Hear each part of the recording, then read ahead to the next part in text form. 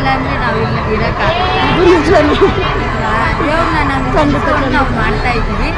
ದೇವರೇ ನಮಗೆಲ್ಲ ತುಂಬ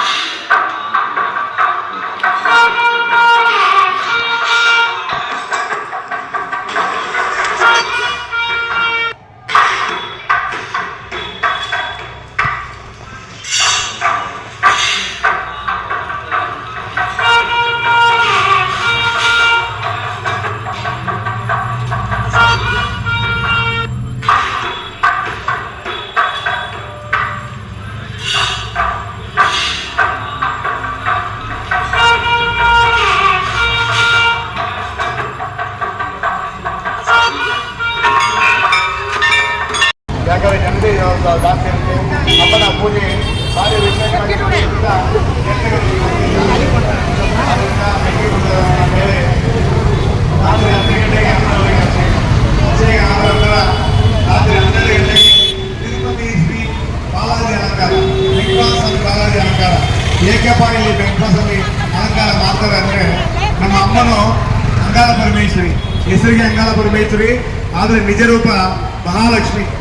ಈ ಮಹಾಲಕ್ಷ್ಮಿ ತಾಯಿ ಅದು ಹೆಂಗೆ ಬಂತಾಳೆ ಅಂದ್ರೆ, ಇಲ್ಲ ನಮ್ಮ ರಾಜೇಂದ್ರನಗರ್ ಅಲ್ಲಿರುವ ವೆಂಕಟಸ್ವಾಮಿ ರಂಗನಾಥ ಸ್ವಾಮಿ ದೇವಾಲಯ, ಆ ದೇವಾಲಯದ ಸ್ವಾಮಿಗಳು ಅವರಿಗೆ ಏನೋ ಒಂದು ತೊಂದರೆ ಇದ್ದು ಎಷ್ಟೋ ಲಕ್ಷ ರೂಪಾಯಿ ಬರಲಿದ್ದು ಅದು ಕೇಸಾಗಿತ್ತು.